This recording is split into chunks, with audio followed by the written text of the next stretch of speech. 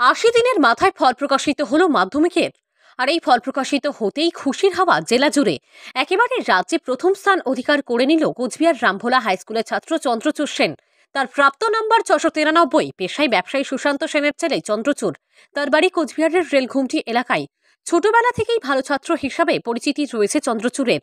রাজ্যে প্রথম স্থান অধিকারের খবর ছড়িয়ে পড়তেই ভিড় জমে যায় চন্দ্রচূড়ের বাড়িতে। মিষ্টিমুখ করানোর পাশাপাশি চলছে শুভেচ্ছা জ্ঞাপনও। ডাক্তারি নিয়ে পড়াশোনা করে ভবিষ্যতে নেট ইউজিতে উত্তীর্ণ হয়ে চিকিৎসক হতে চায় চন্দ্রচূড়। তার জন্য প্রস্তুতিও নাকি শুরু হয়ে গিয়েছে তার। পড়াশোনার ক্ষেত্রে বাধা ধরার সময় ছিল না তার। যখন ভালো লাগতো তখন পড়াশোনা করত। বড় হয়ে চিকিৎসক হোক চান তার বাবা মাও।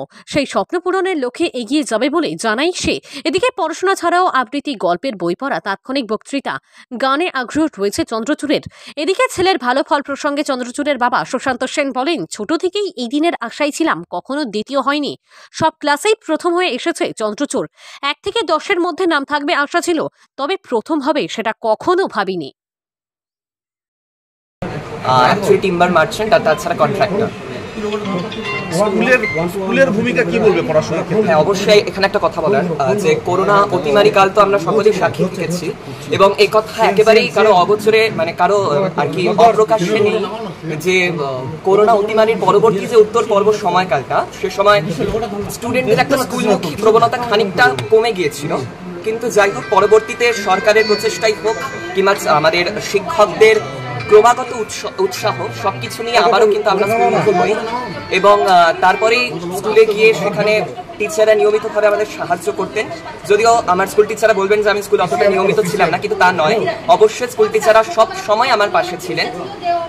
তারা সবসময় আমাকে উপদেশ দিয়ে গেছেন এবং বলে গেছেন যে আগামীতেও অবশ্যই সাহায্য করে যাবেন। সুতরাং এইভাবে আমি ভাব করি না যে স্কুলদের আলাদা ভূমিকা রয়েছে। আমি মনে করি এটা একটা যৌথ ভূমিকা, যার মধ্যে প্রত্যেকেরই একটা গুরুত্বপূর্ণ অবদান আছে। যারা এবার মাধ্যমিক দিবে তাদের কি সাজেশন করবে? যারা মাধ্যমিক দিবে তাদেরকে একটা কথাই বলবো যে কনসেপ্ট গ্রো করতে হবে, কেবলমাত্র মুখস্থ করলে চলবে না। আমাদের সময় যদি প্রশ্নপত্র দেখা হয়, এখানে অনেক কিছু কনসেপ্ট বেসড ছিল, সেক্ষেত্রে টেক্সট খুঁটিয়ে খুঁটিয়ে পড়া তো আছে, তার সাথে কিছুটা সহায়িকা বই যেমন আমি ফলো করছিলাম সেটাও করা যেতে পারে। লিখে লিখে অভ্যাস করাটাকে একটু গুরুত্ব দিতে হবে।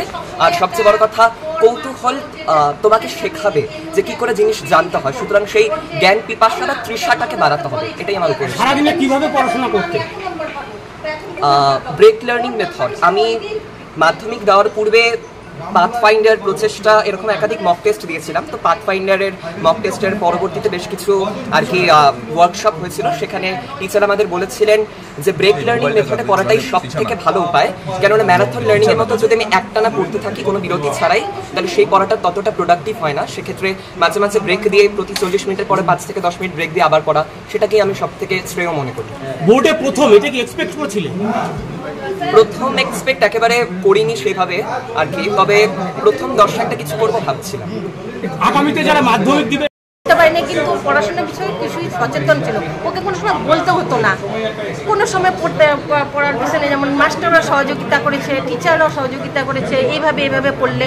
কিন্তু ও আবার নিজের গাফিলতি নেই, ও নিজেই যেভাবে পারে, কোনো বাধা ধরার নিয়ম থাকতো না। যখনই পেয়েছে তখন বইটা নিয়ে বসে পড়েছে।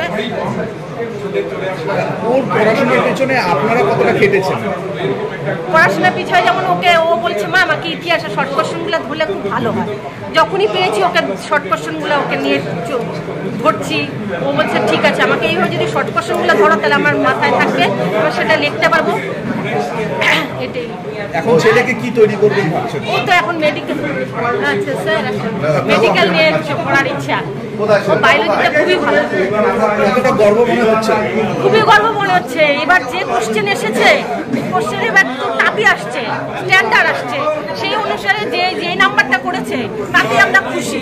ও এই নাম্বারটাই ধরে চলেছে যে আমি যদি র্যাঙ্কও করি 1 বা 2, আমি 95 বা 94-এর মধ্যে এইভাবেই থাকবো। আমার নাম মৌসুমী সেন। আপনি হাউস ওয়াইফ? আপনি কি নিজের জন্য কিংবা পরিবারের সদস্যদের জন্য ভালো সেলুন খুঁজছেন? তাহলে আর দেরি কিসের?